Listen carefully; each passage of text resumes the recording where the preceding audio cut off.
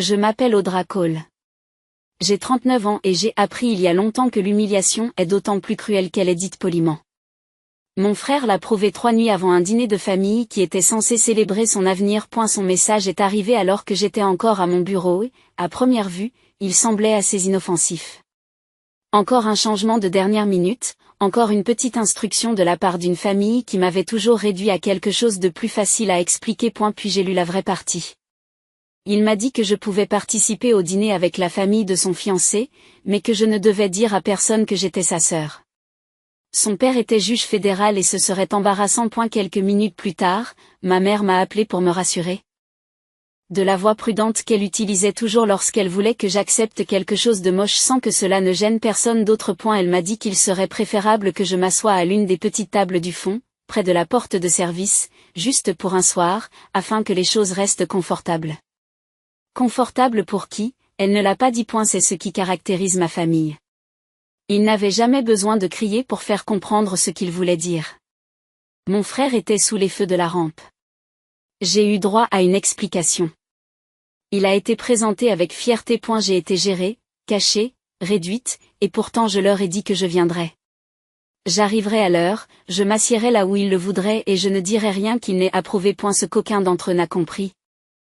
C'est que l'homme qu'il voulait tant impressionner saurait exactement qui j'étais à la seconde où il verrait mon visage. Avant de vous raconter ce qui s'est passé lorsqu'il s'est arrêté à ma table et que toute la salle est devenue silencieuse, dites-moi ceci. Que feriez-vous si votre propre famille ne vous accueillait qu'en prétendant que vous ne lui appartenez pas du tout? Je n'ai pas répondu tout de suite à mon frère. J'ai posé mon téléphone face contre terre sur le bureau de mon cabinet et j'ai regardé le reflet sombre de l'écran pendant quelques secondes. Car certaines insultes arrivent si proprement qu'elles ne semblent pas réelles au début. Elles semblent répétées. Familière même. Ce message n'est pas sorti de nulle part. Il vient de 39 années passées à être traité comme le morceau de l'histoire familiale qui ne correspondait jamais à la version qu'il voulait raconter en public. Mon frère avait toujours été celui dont les gens se souvenaient. Il était charmant sans effort, bruyant de toutes les bonnes manières, et élevé avec le genre de confiance que l'on ne peut avoir que lorsqu'on sait que la salle va se plier autour de soi. Mes parents ont construit leur vie autour de cette confiance. Ils ont investi de l'argent dans des écoles privées, des programmes d'été, des camps de débat, des cours d'admission à l'université, tous ces échafaudages invisibles qui font que le succès semble naturel vu de l'extérieur. Lorsqu'il a été admis dans une université prestigieuse, ils en ont parlé comme si notre nom de famille avait enfin été racheté. Lorsqu'il a décroché un poste prestigieux à Boston, on a répété son titre si souvent qu'on aurait pu croire qu'il avait plaidé devant la Cour suprême. J'ai pris un chemin différent. Celle que personne dans la famille n'a jamais trouvée assez intéressante pour être mémorisée. J'ai commencé à l'université communautaire parce que c'était ce que je pouvais me permettre. J'ai obtenu une bourse, j'ai travaillé tard, j'ai emprunté ce qu'il fallait et j'ai continué. L'école de droit, c'était la même chose. Pas de filet de sécurité, pas d'applaudissements, juste de l'épuisement, de la discipline et la compréhension tranquille que si je voulais un jour avoir une vraie vie, je devrais la construire de mes propres mains. Je suis devenue assistante du procureur des États-Unis et j'ai passé des années à poursuivre des affaires de fraude et de corruption publique qui rendaient les hommes puissants très nerveux. Ensuite, j'ai travaillé pour la juge Miriam Caldwell, l'un des esprits les plus vifs du premier circuit, une femme dont les normes pouvaient décaper l'ego de n'importe qui en moins de 10 minutes. Elle a été la première personne dans ma vie à me regarder et à voir non pas ce qui me manquait, mais ce que je pouvais porter. Au fil du temps, elle est devenue plus qu'un mentor. Elle est devenue la chose la plus proche que j'ai jamais connue d'être choisie sans condition. Lorsque je lui ai parlé du dîner, je m'attendais à une certaine irritation de sa part. À la place, j'ai eu droit à un silence, puis à une expression très calme que j'avais appris à respecter. Elle m'a demandé le nom de la fiancée de mon frère. Puis elle m'a demandé le nom de son père. Dès que je l'ai dit, quelque chose a changé sur son visage. Elle s'est adossée à sa chaise et a laissé échapper une petite bouffée d'incrédulité. Puis elle a dit. C'est donc lui qu'ils essaient d'impressionner. Je lui ai demandé si elle le connaissait. Elle m'a regardé par-dessus le bord de sa tasse de café et m'a dit, Audra, cet homme a cité vos opinions plus d'une fois dans des remarques publiques. Il sait exactement qui vous êtes. C'est à ce moment-là que la soirée a pris une autre tournure. Non pas parce que je voulais me venger. Pas encore. Parce que pour la première fois, j'ai réalisé que je n'entrerais pas seule dans cette pièce, et que mon frère n'avait aucune idée que la personne qu'il avait le plus honte de revendiquer était la seule personne de tout ce dîner qu'il ne pourrait jamais écarter une fois la vérité révélée au grand jour. Lorsque le vendredi soir est arrivé, j'avais déjà pris 2 décisions. Je ne donnerais pas à ma famille la satisfaction de me voir ébranlée. Et je ne faciliterai pas leur mensonge en les aidant à le dire. Le juge Caldwell est venu me chercher un peu après 6 heures et nous avons roulé jusqu'à la ville sous un ciel froid de Boston qui donnait l'impression que tout était plus net qu'il ne l'était. Elle n'a pas gaspillé de mots pour me réconforter. Cela n'a jamais été son style. Elle m'a simplement jeté un coup d'œil, a remarqué la robe noire, les talons discrets, le calme que j'avais revêtu comme une armure, et a dit « Bien. Laissez-les vous sous-estimer en paix. » L'Union Club était exactement le genre d'endroit que mon frère trouverait enivrant, bois sombre, laiton poli, argent tranquille, portraits d'hommes qui avaient probablement bâti leur réputation avant que quiconque dans la pièce ne soit né. Et la salle à manger privée donnait sur les lumières de la ville, et chaque table était disposée avec la précision nécessaire pour indiquer la classe sans jamais avoir à prononcer le mot. Lorsque nous sommes entrés, j'ai vu ma famille avant qu'elle ne me voie. Mes parents souriaient déjà trop. Mon frère se tenait près du centre de la pièce, la main sur la taille de sa fiancée, avec le regard qu'il arborait toujours lorsqu'il pensait être enfin vu par les bonnes personnes. Elle était élégante, posée et habillée comme quelqu'un qui a grandi sans jamais douter qu'elle avait sa place dans ce genre de pièce. À la seconde où mon frère m'a remarqué, la couleur de son visage a changé. Il a traversé la pièce rapidement, mais pas assez pour paraître paniqué aux yeux des autres. Sous son souffle, avec un sourire crispé toujours figé sur son visage, il m'a dit que j'étais en retard, alors que je ne l'étais pas. Ses yeux se sont ensuite portés sur le juge Caldwell. Pendant une demi-seconde, j'y ai vu de la confusion. Et elle ne la reconnaissait pas, mais il reconnaissait l'importance quand elle entrait dans une pièce. Avant qu'il ne puisse demander quoi que ce soit, sa fiancée est apparue à ses côtés. Gracieuse à la manière polie dont certaines personnes apprennent avant de pouvoir conduire légalement. Elle m'a accueillie comme une étrangère à qui on avait dit d'être gentille, et mon frère m'a présenté avec un niveau de malhonnêteté presque impressionnant. Il ne m'a pas appelé sa sœur. Il a dit « Voici Audra. Elle aide au palais de justice. » Je l'ai regardé plus longtemps que nécessaire, mais je ne l'ai pas corrigé. C'est à ce moment-là qu'il s'est détendu, juste un peu. Il pensait que le silence était synonyme de reddition. Ma mère s'est ensuite approchée, a embrassé l'air près de ma joue et m'a dit qu'il m'avait gardé une place à l'arrière, où il y aurait moins de bruit. Plus tranquille, cela voulait dire hors de VUE. Ma table était la plus petite de la salle, située près de l'entrée de service où le personnel entrait et sortait en pratiquant l'invisibilité. De là, j'avais une vue dégagée sur la table principale, où mon frère était assis avec sa fiancée et les parents de celle-ci, comme s'il avait répété pour ce rôle toute sa vie. Le juge Caldwell a pris place non loin de la mienne, assez près pour observer, assez loin pour laisser la soirée se dérouler exactement comme les gens l'avaient prévu. Je me suis assis, j'ai croisé les mains sur mes genoux et j'ai laissé la salle se dévoiler. Mon frère riait trop fort, mon père faisait trop d'efforts. Ma mère n'arrêtait pas de scruter les visages à la recherche d'une approbation. Et la mère du fiancé était charmante d'une manière contrôlée, mais son père était différent. Il parlait moins, regardait plus, et se comportait avec une autorité qui n'avait pas besoin d'être annoncée. Je comprenais pourquoi mon frère voulait absolument l'impressionner. Des hommes comme lui ne se contentaient pas d'influencer les pièces, ils les définissaient. Et la première série de toasts a commencé. Et j'ai remarqué quelque chose d'autre. L'homme que ma famille s'efforçait d'impressionner n'était pas particulièrement captivé par ce qui se passait. Il écoutait. Il a hoché la tête. Il a souri lorsque c'était nécessaire. Mais de temps en temps, son regard se perdait, comme s'il mesurait quelque chose que le reste de la salle n'avait pas remarqué. Puis, juste avant que le service du dîner ne s'installe, il s'est levé et a pris un plateau de flûte à champagne auprès de l'un des serveurs. C'était apparemment une de ses habitudes, quelque chose de personnel et de vieux. Il aimait faire lui-même le tour de la salle, saluant les invités table par table avant le début du plat principal. Je l'ai vu passer d'une table à l'autre, échanger quelques mots agréables, serrer une main ici, offrir un sourire poli là. Mon frère avait l'air presque étourdi. Comme si ce simple geste faisait déjà partie de la légende familiale qu'il comptait raconter pendant les 20 prochaines années. Puis le juge s'est tourné vers le fond de la salle et a commencé à marcher dans ma direction. À ce moment-là, je pense que personne à la table principale n'y a prêté attention. Pour eux, j'étais exactement là où ils voulaient que je sois, tranquille, petite et bien à l'écart. Mais dès qu'il a atteint ma table et qu'il a pu voir clairement mon visage, son expression a changé. Il s'est arrêté si brusquement que le plateau a basculé dans ses mains et qu'une des flûtes de champagne a résonné contre une autre point pendant une seconde. Il me fixa, non pas avec confusion, non pas avec l'effort poli de quelqu'un qui essaie de placer un visage, mais avec une reconnaissance indubitable. Puis il a posé le plateau sur le coin vide de ma table et s'est redressé comme si l'instinct avait pris le dessus avant que la pensée ne puisse le rattraper. Sa voix, lorsqu'elle est venue, n'était pas décontractée. Elle portait: Madame le juge Cole, je n'avais pas réalisé que vous étiez ici ce soir. La salle s'est immobilisée comme seules les salles riches et bien entraînées peuvent le faire, où le silence est immédiat parce que tout le monde comprend en même temps que quelque chose a changé. Mon frère s'est retourné en premier, puis mes parents. Puis son fiancé. Je me suis levée de ma chaise par habitude, avant que je puisse dire un mot. Le juge Theodore Ward m'a pris la main avec les deux siennes et m'a adressé le genre de salut respectueux réservé à des collègues, et non à de lointains convives cachés près d'une entrée de service. C'est un plaisir de vous revoir, a-t-il dit, toujours avec l'air d'être pris au dépourvu.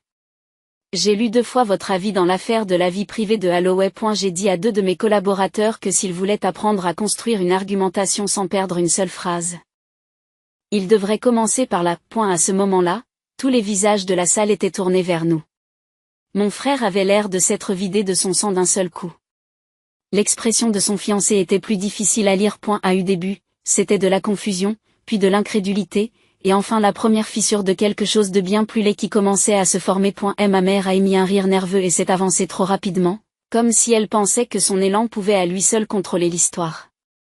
Elle a dit quelque chose de faible sur le fait que j'étais modeste et que je n'aimais pas attirer l'attention, mais le juge Ward lui a à peine jeté un coup d'œil. Son attention est restée fixée sur Moi. Et elle m'a demandé pourquoi je ne lui avais pas dit que je serais là. J'ai failli répondre, mais il n'y avait aucune raison de sauver quelqu'un de ce qu'il avait construit. Avant que je ne puisse décider de la part de vérité à offrir. La juge Caldwell s'est levée et a traversé la pièce avec le genre d'assurance non pressée qui fait que les gens s'écartent sans se rendre compte qu'ils le font. Théodore, dit-elle, j'avais le sentiment que cette soirée pourrait vous surprendre. Et elle se retourna, la reconnut immédiatement et sa surprise se transforma en quelque chose de proche de l'incrédulité.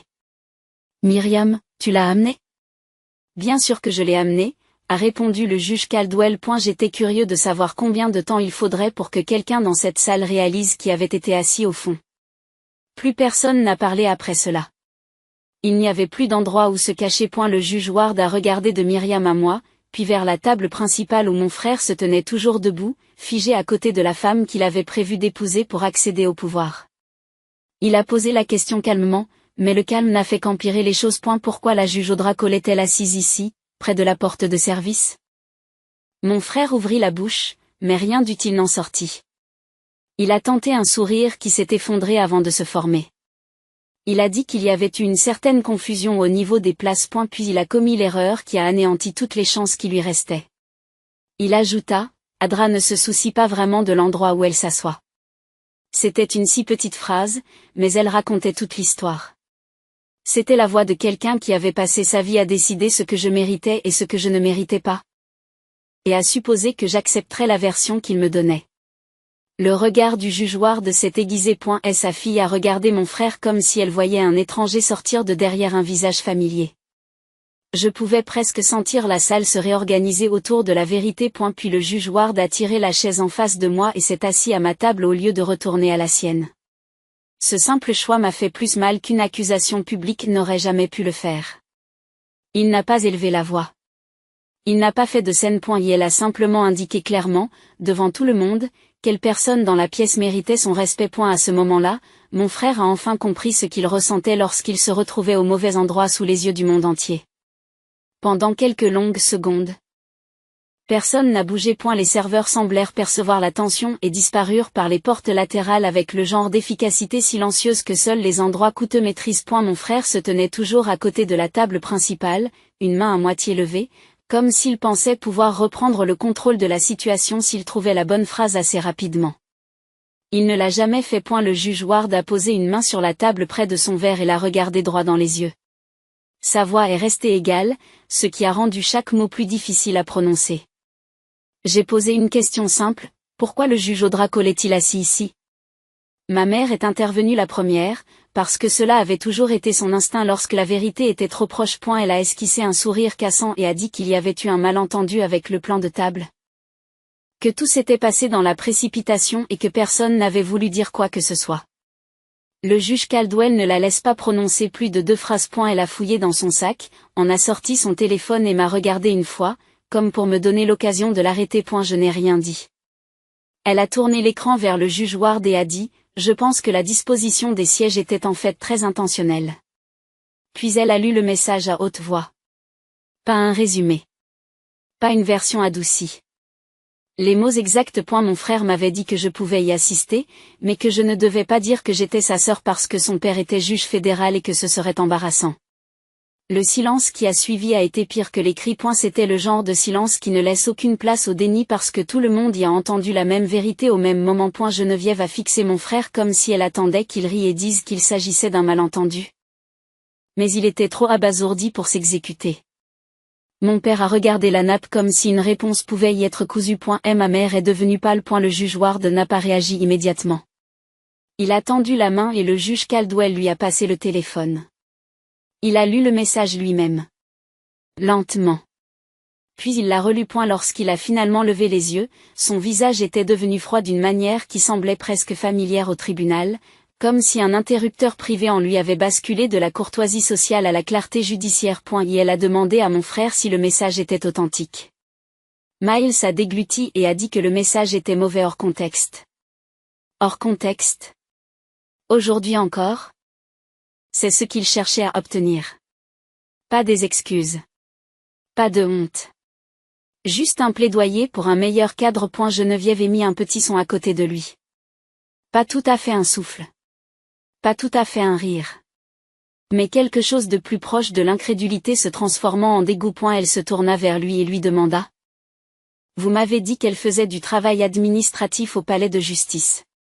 Vous m'avez dit qu'elle n'avait pratiquement aucun contact avec la famille. Vous m'avez dit qu'elle n'aimait pas les événements officiels. Mon frère a essayé de répondre à ces 3 mensonges en même temps et n'a réussi qu'à s'en mêler davantage. Il a dit qu'il avait essayé de faire en sorte que la soirée soit simple. Il a dit qu'il ne voulait pas que les choses deviennent gênantes. Il a dit qu'il pensait que me présenter comme sa sœur détournerait l'attention du dîner. C'est alors que le juge Ward a repris la parole et que tous les regards de la salle se sont tournés vers lui. Il a dit, non. Ce que vous craignez, c'était la comparaison. Il a posé le téléphone avec précaution sur la table et s'est adossé à sa chaise, toujours aussi calme. Toujours aussi dévastateur. Vous n'avez pas caché votre sœur pour protéger la soirée. Vous l'avez cachée parce que vous saviez que la vérité à son sujet rendrait plus petites toutes les histoires que vous avez racontées sur vous-même. Personne ne l'a contredit, parce que personne ne le pouvait. Et la précision de cette phrase a frappé la pièce comme une porte qui se referme. Le visage de Geneviève changea en premier. La confusion avait disparu. À la place, il y avait l'humiliation. Oui, mais en dessous, il y avait la colère. Celle qui survient lorsqu'une personne se rend compte qu'elle n'a pas seulement été trompée, mais qu'elle est devenue complice de la malhonnêteté de quelqu'un d'autre. Elle a demandé à mon frère combien de fois il avait fait cela auparavant. Il a répondu que ce n'était pas la première fois. Elle a demandé si mes parents étaient au courant. Aucun des deux n'a répondu assez vite. Ce délai lui a tout déhité. Et la juge Caldwell n'a pas eu besoin d'en rajouter. Mais elle a fait ce que les personnes expérimentées font lorsque les menteurs commencent à espérer que l'émotion brouillera les faits. Elle a apporté des précisions. Elle a expliqué sur le ton le plus sec possible que j'avais été assistante du procureur des États-Unis pendant des années, que je m'étais forgé une réputation dans des affaires de corruption complexes, que mes opinions avaient déjà attiré l'attention des milieux juridiques au niveau national et que toute personne dans cette salle qui respectait réellement la loi aurait dû reconnaître mon nom bien avant ce soir. Le juge Ward a hoché la tête une fois. Puis il regarda Geneviève et dit quelque chose qui sembla briser ce qui restait de la soirée. J'ai cité le raisonnement de votre sœur dans des discussions avec mes greffiers. J'ai recommandé ses écrits à de jeunes avocats. Et cet homme l'a assise au fond de la salle, près d'un magasin de service. Parce qu'il pensait que son existence pouvait l'embarrasser. Les épaules de mon frère se sont légèrement affaissées. La façon dont les gens se contractent physiquement lorsqu'ils réalisent que le charme les a abandonnés. Elle a fait un pas vers ma table, essayant enfin de me parler directement, mais j'ai soutenu son regard avec le même calme que j'avais affiché toute la soirée. Je n'ai pas élevé la voix. Je ne l'ai pas sauvé. Je l'ai simplement laissé dans la vérité qu'il avait créée. Elle a prononcé mon nom comme s'il s'attendait à ce que la familiarité le sauve. Ce ne fut pas le cas. L'expression du juge Ward s'est encore durcie, et lorsqu'il a repris la parole, il y avait dans son discours une finalité que tout le monde a entendue. Un homme qui efface sa propre sœur pour paraître plus impressionnant n'est pas un homme à qui je peux confier l'avenir de ma fille. Cette phrase a fait ce qu'aucun argument ne pouvait faire. Elle a mis fin à la représentation. Mon frère a cessé d'essayer d'expliquer et a commencé à avoir l'air effrayé. Ma mère s'est assise sans le vouloir, comme si ses genoux avaient pris la décision à sa place. Mon père se couvrit la bouche d'une main, et Geneviève, fixant toujours l'homme qu'elle avait prévu d'épouser, commença lentement à retirer sa bague de fiançailles. Personne n'a respiré pendant que Geneviève faisait glisser la bague de son doigt. Elle ne l'a pas fait de façon spectaculaire. C'est ce qui a rendu la situation encore plus difficile pour lui. Il n'y a pas eu de larmes, pas de mains tremblantes, pas de discours désespéré sur la trahison. Elle a simplement regardé la bague pendant une seconde. Comme si elle appartenait à une version de la soirée qui n'existait plus, puis l'a posée à côté de son verre d'eau avec un léger déclic qui, d'une certaine manière, a semblé plus fort que tout ce qui s'était passé pendant la soirée. Mon frère l'a fixé comme s'il ne comprenait pas ce qu'il voyait. Puis il l'a regardée. Pour la première fois depuis que le juge Ward m'avait reconnu, son visage a montré quelque chose de réel. La panique. Elle a prononcé son nom une fois, à voix basse, comme s'il pensait que cela pouvait encore se faire en privé s'il gardait la voix assez basse. Geneviève ne s'est même pas rassise. Elle s'est éloignée de lui et a dit la chose que les hommes comme mon frère ne s'attendent jamais à entendre de la part des femmes pour lesquelles ils ont passé des mois à se produire. Tu ne t'es pas contenté de me mentir. Tu as menti sur le genre d'homme que tu es. Mon frère a immédiatement essayé de se tourner vers moi. Car c'était encore son instinct. Il voulait que la solution vienne de la personne qu'il venait d'essayer d'effacer. Il a traversé la moitié de la pièce et s'est arrêté à côté de ma chaise, parlant de cette voix tendue et urgente que les gens utilisent lorsqu'ils veulent obtenir le pardon avant d'avoir gagné le droit de le demander. Adra, s'il te plaît. Pouvons-nous parler dehors une seconde ? Il a dit cela comme si je lui devais de l'intimité, comme si je devais l'aider à contenir le désordre qu'il avait fait en public. J'ai levé les yeux vers lui et j'ai vu ce que j'avais passé la majeure partie de ma vie à voir trop tard. Et elle n'était pas désolé parce qu'il comprenait la cruauté de ce qu'il avait fait. Il était désolé parce que la salle avait finalement cessé de le récompenser pour cela. Vous vous êtes senti à l'aise en m'humiliant devant une salle remplie d'étrangers, vous pouvez entendre ma réponse devant eux aussi. Cela l'a frappé plus fort que si j'avais crié. Il a tressailli.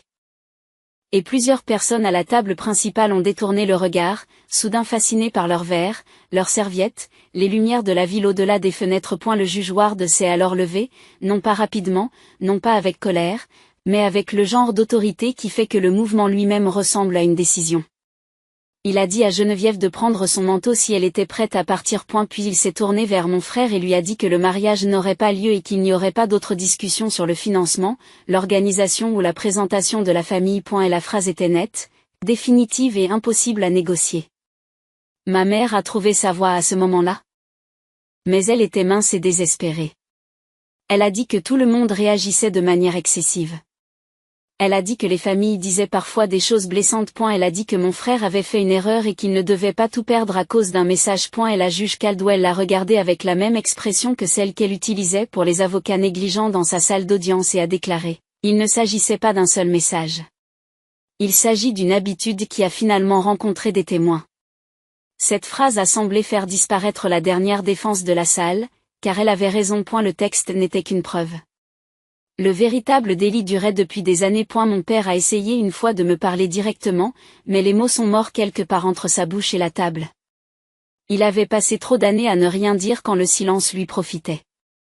Il était trop tard pour que cela ressemble à de la sagesse maintenant. Geneviève revint. Son manteau sur un bras. Elle ne regarda plus mon frère. Elle m'a regardé. Il y avait de l'humiliation dans son visage, mais il y avait aussi quelque chose de plus stable, quelque chose de presque reconnaissant sous le choc. « Je suis désolée, dit-elle doucement. J'aurais dû poser de meilleures questions. J'ai hoché la tête parce que c'était la seule réponse honnête que j'avais. Elle est partie avec ses parents quelques instants plus tard et la température de la pièce a chuté avec eux. Le dîner était terminé, même si la moitié des assiettes n'avaient pas été touchées. Ce qui avait semblé chaleureux et poli n'existait plus. Tout ce qui restait, c'était l'épave d'un spectacle après que le public ait cessé d'y croire. Mon frère a fait une dernière tentative. Il a répété mon nom, plus doucement cette fois. Comme si nous étions des enfants et qu'il pouvait encore tirer son épingle du jeu par familiarité. Je me suis levée avant qu'il ne puisse terminer. Je lui ai dit qu'il n'y avait plus rien à discuter. Pas ce soir, pas en privé, pas après des années d'utilité, seulement quand j'étais prêt à rester petit. Puis j'ai pris mon sac. Le juge Caldwell s'est levé à côté de moi sans un mot. Alors que nous nous dirigions vers la porte, j'ai senti tous les yeux de la salle nous suivre, mais pour la première fois de ma vie, cette attention n'a pas été ressentie comme un jugement. Elle ressemblait plutôt à une correction. L'air de Boston était suffisamment froid pour couper la dernière chaleur sur mon visage. La juge Caldwell a attendu que nous ayons atteint le trottoir avant de prendre la parole. Elle m'a demandé si j'allais bien. J'ai jeté un coup d'œil en arrière à travers les hautes fenêtres de la façade et j'ai vu mon frère toujours debout à l'endroit où je l'avais laissé.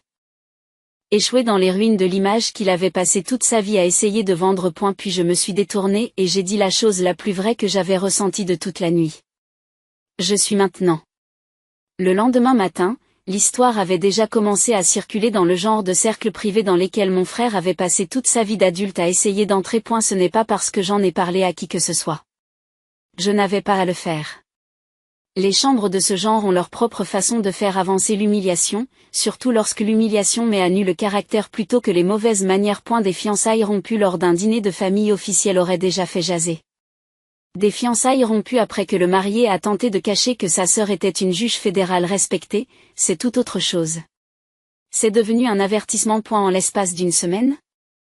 La réputation soigneusement gérée de mon frère a commencé à se fissurer à des endroits qu'il ne pouvait pas réparer. L'un des associés principaux de son cabinet connaissait le juge Ward depuis des années par le biais d'associations caritatives et d'événements du barreau, et lorsque le lundi après-midi est arrivé, mon frère a été convoqué à une réunion à laquelle il n'était pas préparé. Personne ne l'a accusé d'avoir commis un crime. Ils ont fait quelque chose de pire. Ils ont remis en question son jugement, son honnêteté et la version de lui-même qu'il avait vendue à ses clients et à ses collègues. Un homme peut survivre au fait de ne pas être apprécié dans ses cercles. Ce à quoi il ne peut pas survivre, c'est d'être perçu comme petit, vaniteux et fondamentalement indigne de confiance. Il a d'abord été écarté d'une piste de développement d'un client important. Il a ensuite perdu le soutien interne sur lequel il comptait pour obtenir une promotion. 3 semaines plus tard, l'entreprise lui a demandé de démissionner. La demande a été formulée poliment, bien sûr. Les gens le font toujours lorsqu'ils veulent que les dégâts aient l'air civilisés. Mais il s'agissait tout de même d'une fin. Et il le savait. L'effondrement ne s'est pas arrêté là. Sans le mariage, sans l'argent frais, sans l'ascenseur social qu'il avait construit, la vie qu'il avait conçue a commencé à s'effondrer plus vite que je ne l'aurais cru. Il avait loué un appartement qu'il ne pouvait plus s'offrir confortablement parce qu'il prévoyait d'accéder à une vie beaucoup plus importante grâce au mariage. Il avait des dettes cachées sous des vêtements bien coupés, des dîners soignés et des sourires de réseautage. Une fois le travail disparu, le reste a suivi. L'appartement est parti en premier, puis la voiture, puis l'image. À la fin de l'hiver, l'homme qui avait décidé que j'étais trop gênant pour le revendiquer appelait des personnes qu'il n'avait pas respectées depuis des années, leur demandant de le présenter, de lui demander des faveurs, de lui demander du travail. La plupart d'entre eux n'ont pas rappelé. Mes parents ont fait ce que les gens comme eux font toujours, mentir coûte finalement trop cher. Ils ont réécrit l'histoire. Au début, ils m'ont supplié de lui parler. Puis ils m'ont supplié de ne pas être cruel. Puis ils ont essayé de présenter toute l'affaire comme un malentendu familial qui avait pris des proportions démesurées. Ma mère m'a envoyé un courriel de 4 pages sur le pardon. La loyauté et le fait que les frères et sœurs ne devraient jamais laisser les étrangers s'immiscer entre eux. J'ai lu exactement la moitié du premier paragraphe avant de l'effacer. Mon père a laissé 2 messages vocaux qui semblaient plus fatigués que désolés. Il a dit que la famille se désagrégeait. Il a dit que mon frère subissait une pression insupportable. Il a dit que j'avais toujours été le plus fort et que je devais savoir quand laisser tomber quelque chose. C'est à ce moment-là que j'ai compris une dernière vérité à leur sujet. Ils ne voulaient pas la justice. Il voulait avoir accès. Il voulait la version de moi qui absorberait les blessures en silence, afin que les autres puissent retourner à leur vie sans conséquence. Cette version de moi a disparu. J'ai changé de numéro. J'ai filtré leur courriel et j'ai dit à mon greffier de refuser toute livraison personnelle qui parviendrait aux chambres sans avoir été examinée. Je ne l'ai pas fait sous le coup de la colère. Je l'ai fait par lucidité. Il y a une différence, et le fait de l'apprendre a changé ma vie. Geneviève n'est jamais retournée le voir. Un mois après le dîner, j'ai reçu une courte note manuscrite de sa part. C'était simple, bien plus honnête que tout ce que ma propre famille m'avait envoyé. Elle me remerciait sans chercher à se mettre au centre de la douleur. Elle m'a écrit que la facilité avec laquelle un homme pouvait diminuer sa propre sœur l'avait forcé à se rendre compte que le charme est souvent confondu avec le caractère. Elle a terminé en disant que ce qui s'était passé lors de ce dîner l'avait peut-être embarrassée, mais que l'épouser l'aurait détruite. J'ai gardé la note. Non pas parce que nous sommes devenus proches, mais parce que la vérité est rare et que j'ai appris à la respecter ou qu'elle apparaisse. Quant à moi, j'ai fait ce que j'avais toujours fait. Je me suis remis au travail. J'ai lu des mémoires, j'ai entendu des arguments, j'ai rédigé des avis et j'ai construit ma vie de la manière régulière et disciplinée que j'avais toujours eue. Et la différence, c'est qu'il n'y avait plus une partie de moi qui attendait que ma famille rattrape ce que j'étais. Cette attente avait été plus pesante que je ne le pensais. Une fois qu'elle a disparu, tout est devenu plus propre. Environ 11 mois après le dîner, un poste est devenu vacant au sein du First Circuit. Pour la première fois, mon nom n'a pas été mentionné à voix basse. Il a été avancé sérieusement. Le juge Caldwell m'a soutenu sans hésitation. Le juge Ward, et c'est tout à son honneur, a fait quelque chose que je n'avais jamais demandé et auquel je ne m'attendais pas. Il a parlé publiquement, dans les règles de l'art, de ma rigueur, de mes écrits et de mon tempérament. Il ne l'a pas fait pour me rendre service. Il l'a fait parce qu'il y croyait. C'est ce qui comptait le plus. Lorsque j'ai finalement été nommé, les seules personnes qui semblaient surprises étaient celles qui n'avaient jamais pris le temps de me connaître. Le processus d'audition a été long, exigeant et exactement le genre de travail que je respectais. Lorsque la confirmation est arrivée, je n'ai pas pleuré. J'ai pensé à la petite table près de la porte de service.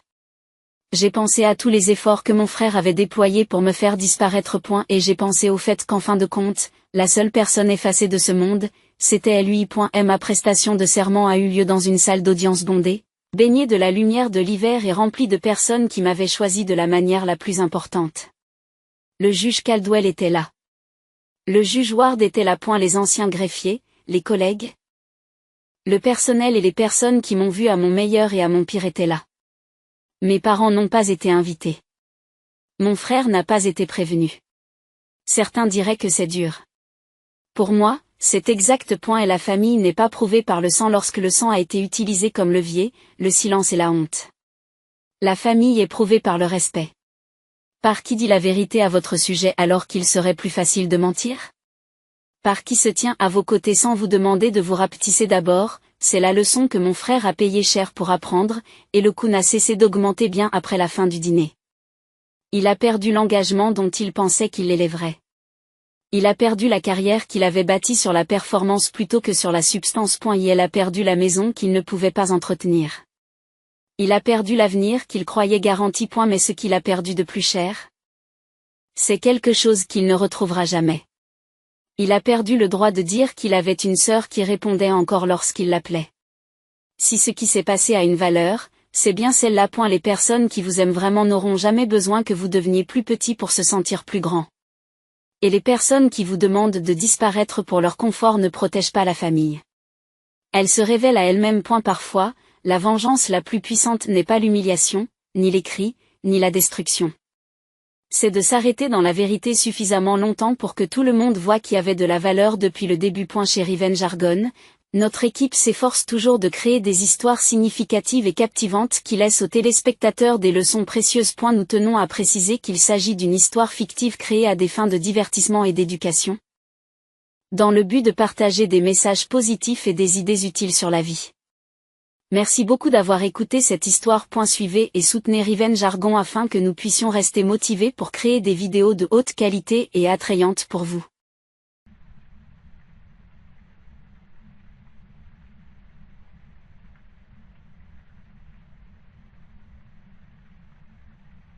I'm good. gonna need new fucking shorts. I'm gonna need new shorts. I'm telling you right now, I'm going to need new shorts. What the hell was I doing here? What is this? What is this thing in the... No! Stop! Stop it! Stop! Wait, hold on. Wait, no! Wait, come back. Wait, what? Wait, what was that actually? Nope, that's not what I wanted. This is what oh. There was a smudge right here. What in the Sam Dickens? Okay, but we got spirit box. We got a Diane, a Mare, an Onryo, or a Yokai. I did not see footsies. Okay, I did not get any free feet pics. I'm just saying. Cece, you are... Wait, where are you? No, stop crawling like that.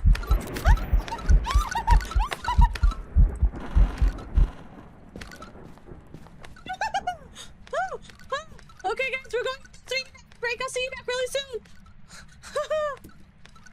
I did it. Did I do it? I'm afraid to look. I'm actually afraid to look. Need them maternity diapers for the jump scares. I'm sorry. Okay, let's see here. I got it. I did it. Oh, we got it. Guys, we did it. Bree. Yeah, Bree. Bree. Oh. No. I didn't mean to do that. Don't delete it. GGCC. Thank you, Mama. Thank you, Bree. I did it. Okay, but now we have to figure out what the ghost was. So there was definitely line of sight. I did not... Oops. No ghost writing yet. I do not see any like footsies or fingies, but I think the ghost moved over here, right? We got spirit box and we got... Wait. Don't fall on my face! This ghost just really likes balling on the face. Oh, there's a Pokemon in chat. Guys, get your Pokemon. Collect your balls, give them a good rub, give them a good blow. Throw them at the Pokemon. You can collect them. I kind of want to go get them back. I feel bad that they're dead. I'm just gonna go get them back. I don't know. Should we go with Mimo, guys? Should we just go with a Mimo? It's definitely not a Diane.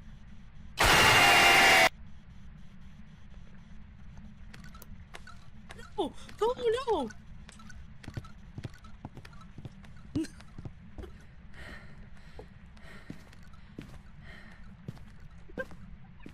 I survived! You didn't get me!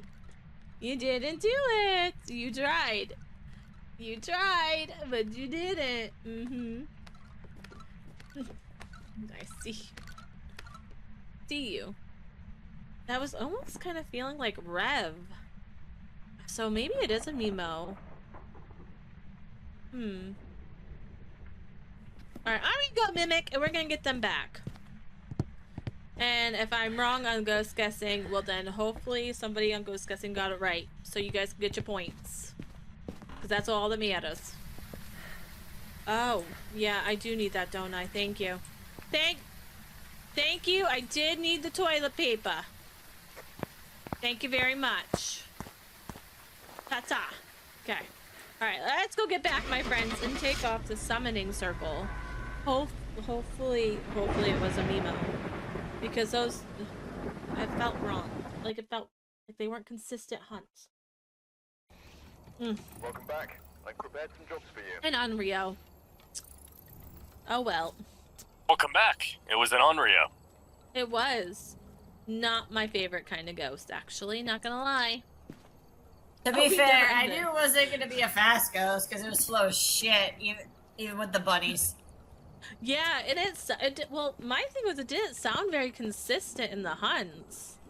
But I knew that it had... it's a mimic. Yeah, and I knew it had line of sight, too, so I was like, okay. So what are we got here, exactly? But, I don't know. Alright, exclamation point, drop. It went so fast at the start. I thought it was a demon at first. If you land at the flowers, you get to pick where it goes. Yeah, I thought it was too, but did you get a gold bunny? X, red. No. Okay, let's I see. hadn't even had any bunnies at that point. Pick like your favorite ghost too, guys. What is your favorite ghost? Like, what ghost do you guys actually like? My favorite is an Oni Andrea said, and "Fuck Princess us." Diana. I love Princess Diana. I know Andrea's hunt early, but not that early. Yeah, that was really early. Let's see here who's gonna land. Yeah, that was like, I don't know, and it felt very inconsistent with the hunting. Like, because like you said, at first it definitely sounded faster. But then, like, when I was hiding behind the thing, it felt really slow. And then, like, when I did the smudge and I got the ghost photo, it felt really, really slow. Right? Or am I just going crazy? Maybe Like, it was a bunny. Maybe. I don't know. It felt really slow to me. It felt really slow. It was slow naturally at the beginning. I feel like this is the first time we've had 3 people actually land in the flowers. Right? Onyx, where are we going? What is our map?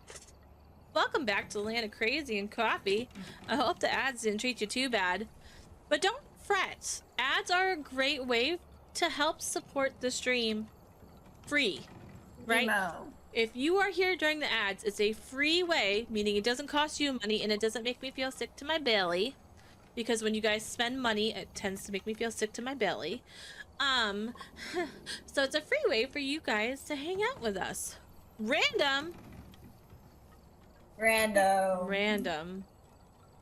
What's the, wait, did I take off the summoning circle? I did, okay. What's the worst that could And before prison. This is when we go to prison. Prison. I like prison though. I hate prison. I like all the handcuffs. Kinky. Oh.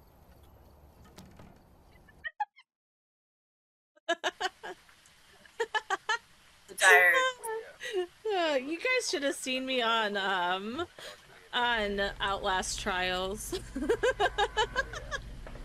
Oh, hey, we're at your home, Archer. Yeah, this is we my brought house. Archer home. I knew this about you. Hottie to daddy. I'm taking this. Is this one of the event maps? I don't remember. No, it's not. I don't think so. Okay, so what shall we bring? Leesdale has a spider. It does. Yeah. I take that back. Yes, it is. It does. It does have the spider. But, you know, it's okay. It's fine. It's fine. I got bit by a spider the other night. Look at this. Look at this, guys. Buddies! I woke up and I was bit by a spider. Why? Why'd he bite me?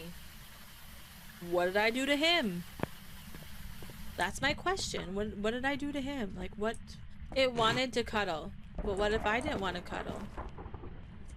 I'm just saying, I didn't want to cuddle. You know, because you're a snack. Mama, I understand that you haven't met me in person yet, but ma'am, I am more than a snack. I'm a whole damn meal. Okay? There's a lot to me. Oh God. Fred's gonna be like, oh God, what was she doing again? I have never. I'm dead. I'm dead.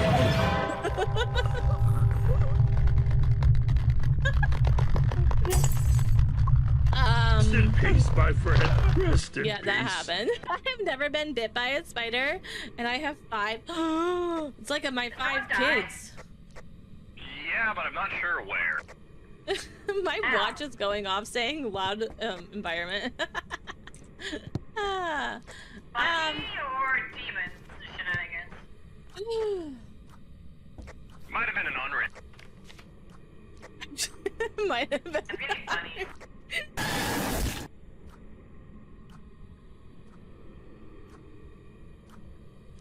Do we know where she died? No, I didn't. I was there. Oh, I'm sorry. I didn't see that somebody was over on Kick. I forgot about Kick. No, I was live on Kick. I'm so sorry. They're gone now. Mama, how long ago was that?